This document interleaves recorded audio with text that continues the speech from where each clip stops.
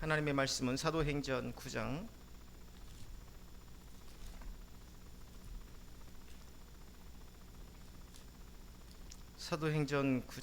1절로 22절까지 보겠습니다.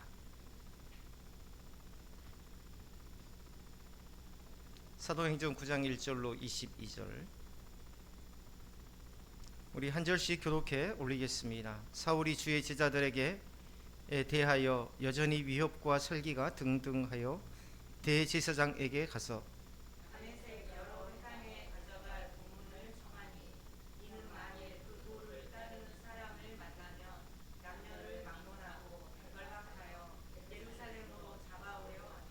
사울이 길을 가다가 다메섹에 가까이 이르더니 호련히 하늘로부터 빛이 그를 둘러 비추는지라.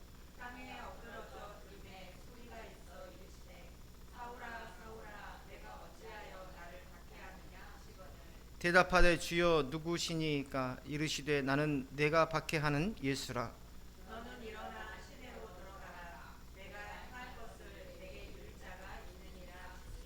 그가 같이 가던 사람들은 소리만 듣고 아무도 보지 못하여 말을 못하고 서 있더라.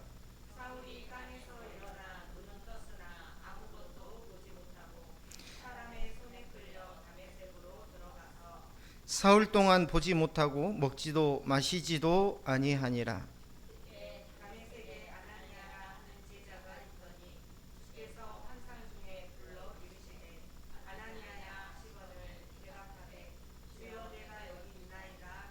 주께서 이르시되 일어나 집 가라 하는 거리로 가서 유다의 집에서 다소 사람 사울이라 하는 사람을 찾으라. 그가 기도하는 중이니라.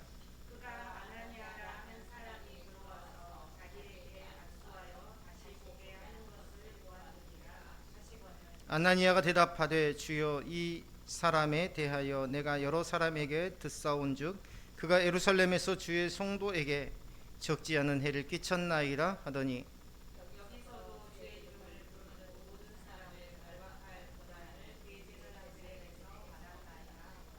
주께서 이르시되 가라. 이 사람은 내 이름을 이방인과 임금들과 이스라엘 자손들에게 전하기 위하여 택한 나의 그릇이라.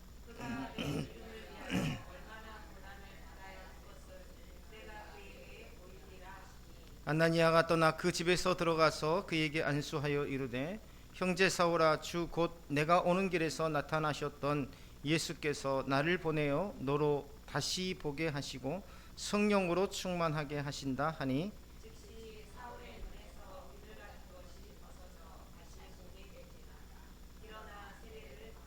음식을 먹음에 강건하여 지니라. 사울이 다메섹에 있는 제자들과 함께 며칠 있을새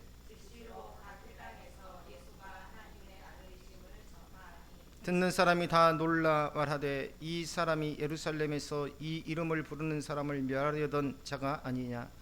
여기 온 것도 그들을 결박하여 대제사장들에게 끌어가고자 함이 아니냐 하더라.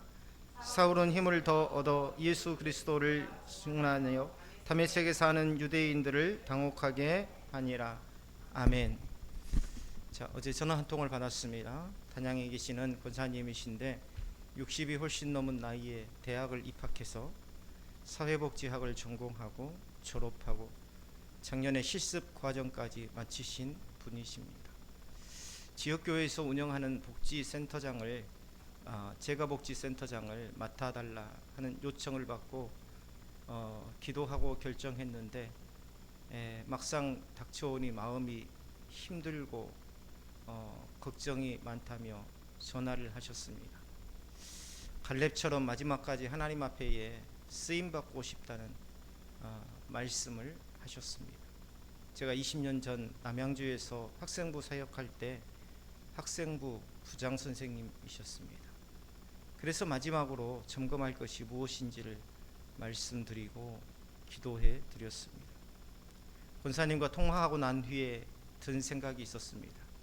사람들은 늦은 나이이고 또 안정된 그 어떤 삶을 원하지만 마지막까지 하나님 앞에 쓰임받고자 하는 그 마음, 무엇인가 비전을 가지고 하나님의 사명을 감당하려는 삶에 연약한 노년의 삶은 존재하지 않는다는 것입니다. 사람이 늦게라도 무엇인가를 시도하고 또 그러한 시도를 통해서 방향을 바꿀 수 있다는 것, 참 의미 있는 일입니다. 특히 여자분들에게는 더욱더 그렇습니다. 누군가의 아내, 누군가의 엄마, 또 남편이 벌어다준 돈으로 집에서 살림만 하던 여인의 삶, 항상 여자들의 삶은 어떤 그러한 한계적인 상황 속에 머물러 있다라는 이야기를 듣습니다. 그런데 이제 비로소 내 자신으로서의 삶의 의미를 되찾아가는 과정이 참 멋지다라는 생각이 들었습니다. 그분이 나이가 들어서 새로운 방향을 모색하고 새롭게 배워서가 멋진 것이 아니라 자신의 어떤 삶의 의미를, 자신만의 삶의 의미를 되찾아 가려는 그 노력이 참 멋지다는 생각을 했죠. 오늘 또 성경에서는 그렇게 멋진 한 사람의 이야기를 소개하고 있습니다. 바로 사울이죠. 사울이라고 했던 자, 유대교에 심취했던 자. 아니, 심취했던 자가 뼛속까지, 심취했던 자가 아니라 뼛속까지 유대인으로 그리스도인을 핍박했던 자였던 사울. 그가 주님을 오늘 이 성경에서 만나고 있는데요, 그가 주님을 만난 삶은 삶의 변화가 아니라 바로 존재의 변화였습니다. 우리가 잘 아는 것처럼 사울은 원래 열심 있는 사람이었습니다. 문제는 열심이 없다는 데 있지 않습니다. 방향이 틀렸다는 데 있어요. 우리가 보면 얼마나 종교적으로 열심 있는 사람들을 많이 봅니까? 기독교인뿐만 아니라 비기독교인, 다른 이 종교인들을 보더라도 정말 열심을 가지고 신앙생활 하는 사람들을 정말 많이 봅니다. 문제는 열심히 있느냐 없느냐의 문제가 아니라 방향이 틀렸다는 데 있죠. 하나님을 위한다고 생각했지만 실제로는 하나님의 아들이신 예수 그리스도를 대적하고 있었던 사울. 자기 양심으로는 옳다고 여겼고, 자기 지식으로는 충분히 성경적이라고 생각했고, 자기 열정으로는 누구보다도 충성스럽다고 믿었습니다. 그런데 주님께서는 다메섹 도상에서 그를 멈춰 세우시면서 말씀하시죠. 사울아 사울아, 내가 어찌하여 나를 박해하느냐. 싫어하고 거부하는 정도가 아니라 아주 집요하게 뒤쫓고 몰아세웠다는 뜻입니다. 사울은 제자들을 쫓고 있다고 생각했지만 주님은 그것을 곧 나를 박해하는 것으로 받으셨다라는 것이죠. 자, 이러한 사울의 모습을 우리는 반면 교사로 삼아야 됩니다. 우리의 믿음이요, 지금 하나님을 영화롭게 하는 믿음이 아니라 오히려 하나님을 대적하는 행위이고, 사람들이 주님께 가는 것을 가로막는 핍박자로 서 있을 수도 있지 않은가라는 그 돌아봄이 필요하더라는 것이죠. 교회를 위한다고 말하면서 교회를 아프게 할 수 있고요, 진리를 지킨다고 외치면서 사랑을 무너뜨릴 수 있고요, 정통을 붙든다고 하면서 정작 그 정통의 중심인 예수 그리스도를 놓칠 수 있습니다. 우리 안에서도 자기 확신이 너무 강해서 하나님의 음성을 듣지 못하는 순간들이 얼마나 많습니까? 내가 알고 있는 지식, 내가 쌓아온 경력, 내가 지켜온 방식, 내가 옳다고 여기는 기준, 이것들이 어느새 십자가보다도 더 커질 때가 있습니다. 말씀보다도 그게 더 크게 여겨질 때가 있어요. 내 안에 들어온 나만의 생각, 나만의 법칙, 나만의 확신. 사울은 예수를 몰랐기 때문에 빗나간 게 아니었습니다. 오히려 자신이 너무 잘 안다고 여겼기 때문에 빗나간 거예요. 그래서 무지는요, 모자란 사람에게서만 오지 않습니다. 때로는 이 무지는 교만의 옷을 입고 찾아오더라는 것입니다. How to Find Yourself라는 책을 쓴 로스너는 오늘 세상의 문화는 정체성을 안쪽에서만 찾으라고 압박하지만 성경은 정체성을 하나님과의 관계, 그리고 공동체, 그리고 하나님의 더 큰 이야기 안에서 발견한다라고 말했습니다. 사울은 전형적인 세상의 기준을 가진 사람이었죠. 스스로 정체성을 정의하던 사람. 나는 누구인가? 나는 바리새인이다. 나는 율법에 열심히 있는 자다. 나는 이단을 척결하는 자다. 나는 오른편에 선 자다. 그런데 부활하신 예수님을 만나는 순간 그 자기 정의는 무너지고 맙니다. 어쩌면 우리가 내 자신을 내려놓지 못하고 내 고집, 내 주장, 여전히 마이웨이를 주장하는 것은 부활하신 예수 그리스도를 진정으로 만나지 못한 까닭이 아닐까라는 생각이 듭니다. 아니면 잊어버렸거나 이제 정체성은 자기 안에서 올라오지 않고요, 주님의 부르심에서 새롭게 부여되는 것이다. 우리 신앙의 가장 큰 은혜 가운데 하나는 주님께서 우리를 우리 자신의 정의에 맡겨두지 않으신다는 것입니다. 나는 이런 사람이야. 내가 과거에 무엇을 했어? 하나님은 그런 사람을 그대로 두지 않으시더라는 거죠. 우리가 우리를 규정하면, 내가 나를 규정하면 결국 실패와 상처와 비교와 교만 사이를 오가게 되지만, 그래서 어떻습니까? 잘 되면 우쭐해지고 넘어지면 또 절망하고 무너집니다.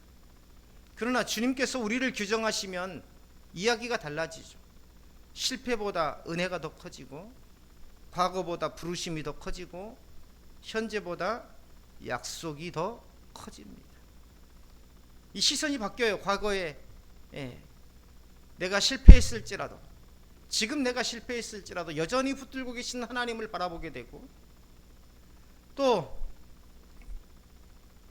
내가 지금까지 어떻게 살아왔느냐보다 하나님께서 지금 나를 택하여 부르시고 앞으로 나를 사용하실 것이라는 그 소망이 더욱더 커지고, 지금 현재의 형편과 사정보다 내가 하나님의 나라를 약속받은 그 하나님의 백성이라는 사실이 더욱더 내 가슴속에 다가오는 법이죠. 사울에게 가장 놀라운 변화는요, 행동의 변화 이전에 정체성의 변화였습니다. 더 이상 예수님을 믿는 자를 결박하는 사람이 아니라 예수의 이름을 위해서 택함받은 그릇이 되었다는 것이죠. 주님은 아나니아에게 사울을 가리켜 이는 내 이름을 이방인과 임금들과 이스라엘 자손들에게 전하기 위하여 택한 나의 그릇이라고 하셨습니다. 자, 이제 사울은 자기 목적을 담는 그릇이 아니라 하나님의 뜻을 담는 그릇이 되었더라는 겁니다. 이게 바로 새 정체성이에요. 옛날에 자기 분노를 담고 자기 열심을 담고 자기 의를 담던 그 인생이 이제는 그리스도의 이름을 담는 인생으로 바뀐 것입니다. 하나님의 뜻을 이루어가는 그릇으로 바뀐 것이죠. 이 대목에서 우리는 꼭 붙들어야 됩니다. 회심은요, 단지 나쁜 습관 몇 가지를 고치는 일이 아니에요. 회심은 인생의 주인이 바뀌는 일입니다. 더 이상 내가 나를 설명하는 중심이 아니라 그리스도께서 나를 설명하시는 중심이 되시는 일, 내가 나의 일을 자랑하는 내 중심의 삶이 아니라 하나님께서 나를 높이시는 하나님 중심의, 믿음 중심의 삶이 되어야 된다. 그래서 참된 회심은 무엇을 할까보다 먼저 누구에게 속하였는가를 바꾸어 주는 것이죠. 삶은 언제나 정체성을 따라갑니다. 내가 누구라고 믿는가가 결국 어떻게 사는가를 결정합니다. 칼이 가위처럼 쓰임받을 수 없고 가위가 칼처럼 쓰임받을 수 없죠. 그래서 정체성은 언제나 삶을 결정짓는다. 내가 누구인가를 확인하는 것, 내가 누구에게 속해 있는가를 항상 잊지 않는 것, 이것은 내 삶을 좌우하더라. 사울이 바울이 되는 길, 먼저 나는 주님의 것이다 라는 이 선언 앞에서 시작되었다는 것을 우리는 성경을 통해서 확인할 수 있습니다. 주님께서 사울을 만나신 방식도 참 깊어요. 주님은 그를 즉시 설교자로 세우지 않으시고 먼저 눈먼 자로 만드셨어요. 우리는 이것을 주목해야 됩니다. 하나님께서는요, 이 사울을 바울이라 부르시고 정체성을 바꾸어 주시고 즉시 설교자로 세우지 않으셨어요. 눈먼 자로 만드셨더라. 자, 사울 동안 보지 못하고 먹지 못하고 마시지 못하게 하셨어요. 자, 어떤 걸 의미합니까? 죽음과 같은 시간이었다는 것을 의미합니다. 자기가 자랑하던 것들이 무너지는 시간, 자기 의가 부서지는 시간, 자기 경력이 침묵당하는 시간이었습니다. 주님은 사울 안에 새 생명을 심기 전에 그가 붙들고 있던 옛사람의 기반을 완전히 무너뜨리십니다. 내가 과거에 어떤 사람이었다, 내가 이 정도의 사람이었다라는 그것을 완전히 무너뜨리시고 주 안에서 죄인된, 주 안에서 말씀을 붙든 자가 된, 주님으로 인하여서 온전히 은혜로 새 생명을 입은 자로 세우셨더라. 우리는 종종 하나님께서 나를 높이 쓰시려면 내 강점을 더 살려줘야 한다고 생각합니다. 그러나 하나님은 먼저 우리 안에 헛된 자신감을 꺾으실 때가 참 많아요. 왜냐하면 우리를 쓰시는 목적이 자기 확장의 도구로 삼기 위한 것이 아니라 오직 그리스도의 영광을 드러내게 하기 위함이기 때문입니다. 그래서 우리에게도 보이지 않는 사흘이 필요해요. 아무 말 할 수도 없고 손에 쥔 것도 없고 자랑할 것도 없고 이전 방식이 더 이상 통하지 않는 시간, 이 사흘이라는 기간은요, 모든 인간 관계도 끊어지고 물질과의 관계도 끊어지고 내 안에 어쩌면 아무것도 내 삶을 예측할 수 없는 캄캄함이 계속되는 시간, 이게 바로 사울에게는 이 사흘이라는 시간이었고 우리에게도 그 사흘이라는 시간이 필요할 때가 있더라는 겁니다. 그런데 그 시간은 버려진 시간이 아닙니다. 그 시간은 쓸모없는 시간이 아닙니다. 새 정체성이 태어나는 시간이죠. 마치 태아가 어머니의 복중에서 캄캄함 속에서 아무것도 볼 수 없듯이 오직 그 엄마에게 의존하는 그 시간이듯이 바로 그런 시간, 십자가는 늘 그렇게 옛사람을 죽이고 새사람을 일으키더라는 것이죠. 사울은 다메섹 도상에서 비로소 예수님을 알게 된 것이 아니라 예수님께서 그를 부르시고 그에게 나타나시고 그로 하여금 주님을 보게 하신 것입니다. 이게 은혜예요. 내가 찾는 것이 아니라 내 중심, 세상 욕심에 빠져 살아가는 사람이 주님을 찾을 리 없지 않습니까? 주님이 찾아오신 것, 이게 바로 은혜입니다. 은혜의 본질이에요. 또 중요한 것은 주님께서 사울을 혼자 두지 않으셨다는 점입니다. 주님은 누구를 보내셨어요? 아나니아를 보내셨어요. 부활하신 주님께서 직접 모든 것을 끝내실 수도 있었는데 굳이 한 제자를 통해 안수하게 하시고 공동체 안으로 들이시고 형제라 불리게 하셨습니다. 이게 새 정체성이 결코 개인주의로 완성되지 않는다는 뜻입니다. 무슨 말입니까? 그리스도 안에서의 새 삶은 반드시 교회 안에서 확인되고 자라더라. 우리가 자주 말씀드리지 않습니까? 믿음은 공동체성을 띈다. 반드시 공동체 안에서 때로는 부딪히고 때로는 갈등하면서 그 믿음을 성장시키시더라는 겁니다. 혼자 은혜 받았다고 해서 혼자 바르게 갈 수 있는 게 아니에요. 주님은요, 우리를 홀로 구원하지 않으시고 몸된 교회 안으로 불러 세우셨습니다. 참 여기에서 아나니아의 순종도 귀하죠. 자, 그는 사울의 과거를 아는 사람이었습니다. 사울에게 걸리면 어때요? 재판받고 돌로 쳐 죽임을 당할 수도 있다는 것을 아마 알고 있었을 것입니다. 그 이름만 들어도 두렵고 그 사람을 생각하면 상처 입은 성도들의 얼굴이 떠올라서 치가 떨렸을 거예요. 그 사람 사울 얼굴도 보고 싶지 않을 것입니다.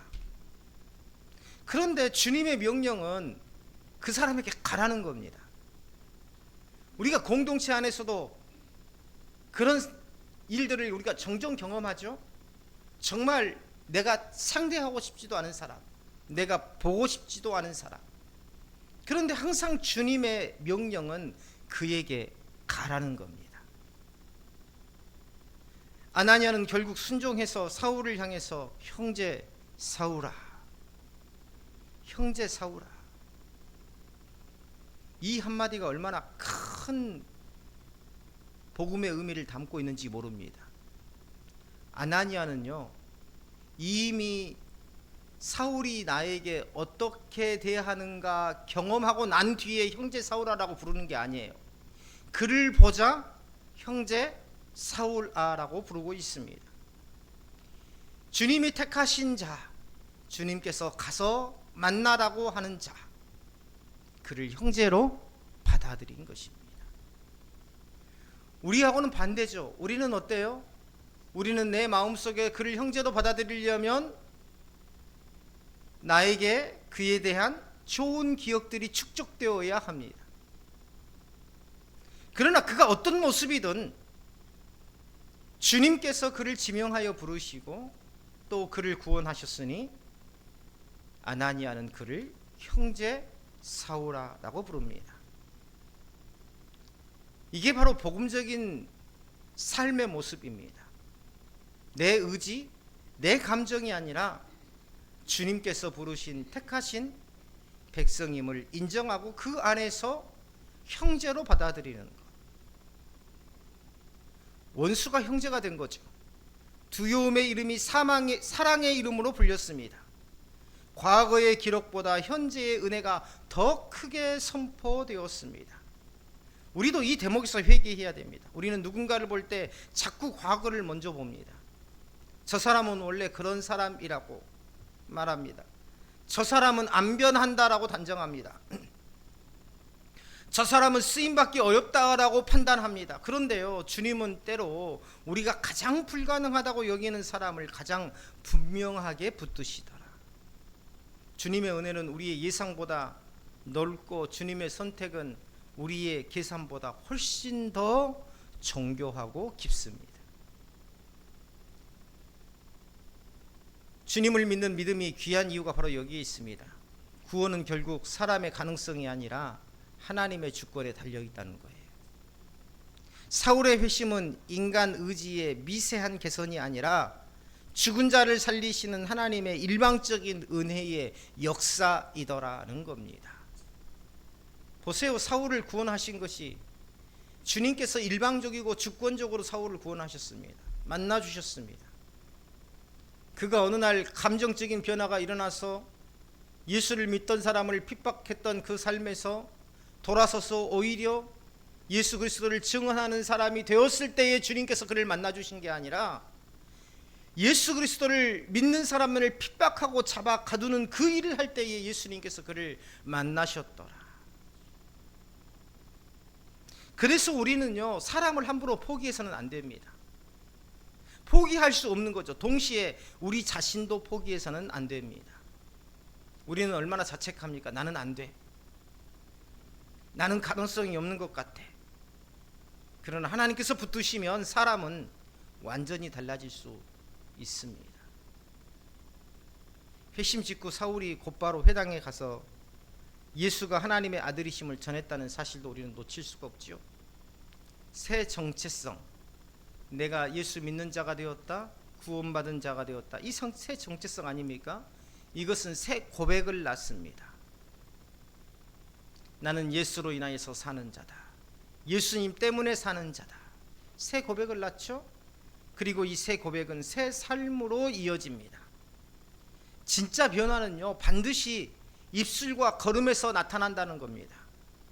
진짜 변화는 정말 삶 속에서 나타난다는 것입니다. 예전에는 예수의 이름을 없애려던 입술이 이제는 예수님의 이름을 전하는 입술이 됩니다. 예전에는 성도를 결박하려고 갔던 걸음이 이제는 복음을 전하러 서두르는 발걸음이 되더라. 예전에는 마지못해서 갔던, 오늘 또 가야 하니까 마지못해서 갔던 그 예배당으로 향하는 걸음이 정말 사모하는 기쁨의 마음으로 옮기는 발걸음이 되더라. 그러니 나는 마음으로만 믿습니다, 이 말을 하는 것이 얼마나 어리석은 믿음입니까? 주님을 참으로 만난 사람은 삶의 방향이 달라집니다. 우리가 그런 사람들을 많이 보죠. 상처받아서, 실족해서, 쉬려고. 그러나 그 이전의 믿음은요, 원래 믿음이 아니었던 것입니다. 진짜 믿음이 아니었던 거예요. 가짜 믿음이었던 것입니다.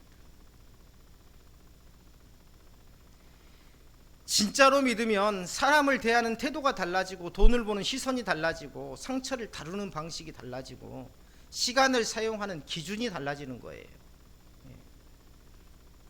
내 시간을 다 쓰고 나머지 시간에 주님의 일을 하는 게 아니라 주의 일을 가장 우선적으로 두더라. 무엇보다 사울은 새로운 정체성을 받자마자 새로운 고난 속으로 들어갔습니다. 이게 굉장히 중요합니다. 새로운 삶은요, 편안한 삶을 의미하는 게 아니에요. 예수를 만나면 모든 문제가 즉시 풀리는 게 아닙니다. 오히려 어떤 경우에는 더 많은 반대와 오해와 손해를 겪습니다. 지금은 그런 분들이 많이 없지만, 예전에 우리 어머니, 할머니, 또 저희 때만 해도 예수를 믿으면 가정 안에서 믿지 않는 가족들이 얼마나 많은 핍박을 했습니까? 사울은 회심하자마자 박수를 받지 않았어요. 환영받지도 않았습니다. 오히려 죽이려는 음모가 그를 따라다니기 시작했습니다. 그러나 그는 물러서지 않았어요. 왜 그럴 수 있었습니까? 이제 그의 정체성이 사람들의 평가에 달려있지 않았기 때문입니다. 우리는 간혹 사람들의 평가에 따라서 실망하기도 하고, 사람들의 평가에 따라서 좋아하기도 하고, 으쓱하기도 하고 그렇습니다. 그러나 진짜 믿음이 깊은 사람은 그러한 평가에 좌지우지되지 않습니다.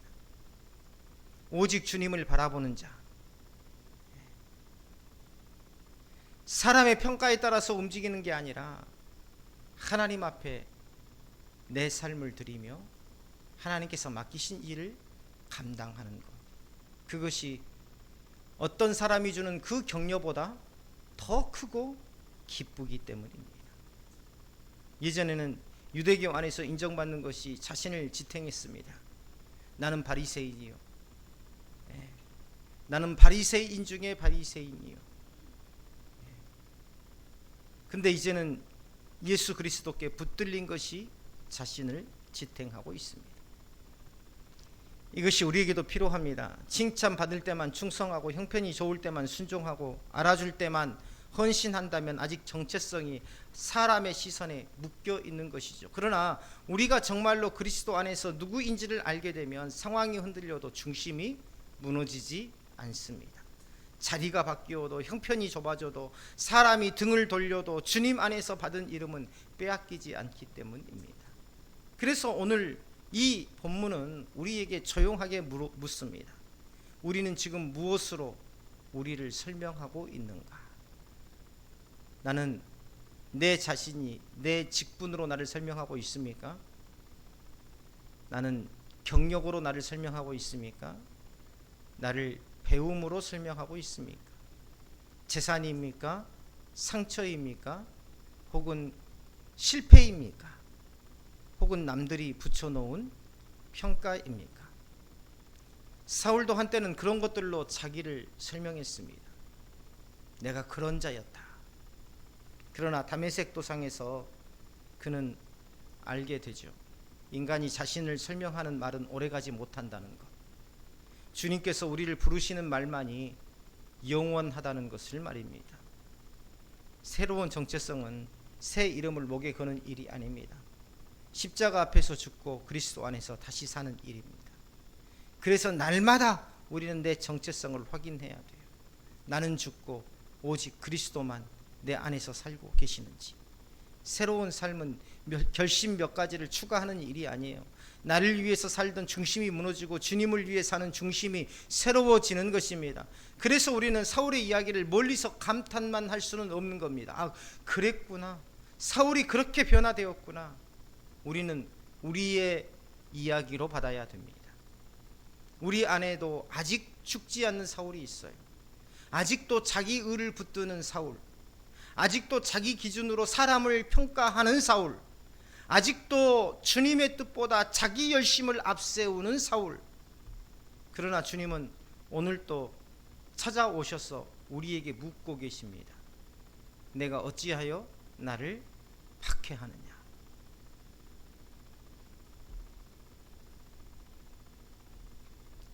오늘 우리에게 필요한 것은 더 많은 자기 포장이 아닙니다. 더 깊은 회심입니다. 더 화려한 경력이 아니라 더 분명한 부르심입니다. 더 안전한 자리 확보가 아니라 더 확실한 말씀의 순종입니다. 주님께서 우리를 부르실 때에 우리도 사울처럼 물어야 합니다. 주여 누구시오니까. 그리고 그 음성 앞에 우리는 무너져야 합니다. 그 무너짐이 은혜이고 그 깨어짐이 바로 새 출발점입니다. 그 부서짐 위에 주님은 더 새로운 정체성을 세우시고 그 새 정체성 위에 새 삶을 열어가게 하시더라. 오늘도 주님은 여전히 사람을 바꾸십니다. 과거를 지우는 방식으로가 아니라 과거를 넘는 은혜로 바꾸십니다. 오늘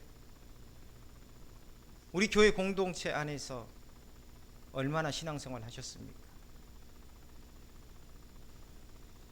한번 보셨으면 좋겠어요. 내가 이 교회에 오기 전에 사진, 내 모습, 그리고 지금의 내 사진 보시고, 아, 내 표정, 내 인상 얼마나 달라졌는지. 왜요? 사진은 거짓말하지 않더라고요. 항상 우리는 내 모습이 참 아름답고 항상 내 모습이 참 멋지다. 무엇인가 누구를 만날 때 항상 머리를 다듬고 얼굴에 뭔가를 바르고 옷을 가다듬고. 그런데 간혹 저는 제 옛날 사진을 보면 지금의 모습보다 훨씬 더 박지 못했구나. 그때는 참 내가 열심히 있다고 생각했고, 그때는 참 내가 하나님 앞에 믿음이 충만하다고 생각했는데, 그때의 사진을 보면 지금보다 훨씬 더 박지 못했구나 라는 그런 마음이 들 때가 있었습니다. 나는 내 성공의 합이 아니라 그리스도께 붙들린 사람입니다. 나는 내 실패의 총합도 아니라 주님의 자비로 살아난 사람입니다. 나는 내가 만든 이야기에 갇힌 존재가 아니라 하나님 나라의 이야기 속으로 부르심을 받은 사람입니다. 사울이 바울이 되었듯 우리도 그리스도 안에서 새 사람으로 살아가야 됩니다. 그리고 새 삶은 결국 예수 그리스도를 증언하는 방향으로 흘러갑니다. 우리에게 남은 인생의 가장 중요한 일, 결국 이것입니다. 내가 누구인지를 그리스도 안에서 바로 알고 그 정체성에 걸맞게 살아가고 그 정체성에 맞게 복음을 모든 사람들에게 전하는 삶을 감당해 내는 것. 요즘 저는 올해 안에 우리가 정한 목표를 넉넉히 달성하리라라는 그 확신이 듭니다. 우리 권사님들 사이에서, 우리 집사님들 사이에서 내 주변의 사람들을 전도하겠다라는 그러한 의지를 가지고 있는 것을 보면서 말이죠. 우리 인생은 비로소 흔들리는 세상 속에서도 흔들리지 않는 복음의 증거자가 될 것입니다. 그런 은혜가 있기를 주님의 이름으로 축원합니다. 기도하겠습니다. 하나님 아버지, 주님을 핍박하던 자 사울이 주님의 강권적인 인도하심과 은혜로 주님 새로운 정체성을 부여받고 새로운 사명자로 나아가는 것처럼 날마다 우리가 말씀 앞에 붙들린 자가 되어서 우리의 삶을 새롭게 세워가는 그러한 인생을 살게 하여 주옵소서. 말씀 앞에 깨어지고 부서져서 참으로 내 삶 속에서 내 중심이 아닌 오직 십자가 중심, 말씀 중심만 남게 하여 주옵소서. 예수님의 이름으로 기도드리옵나이다. 아멘.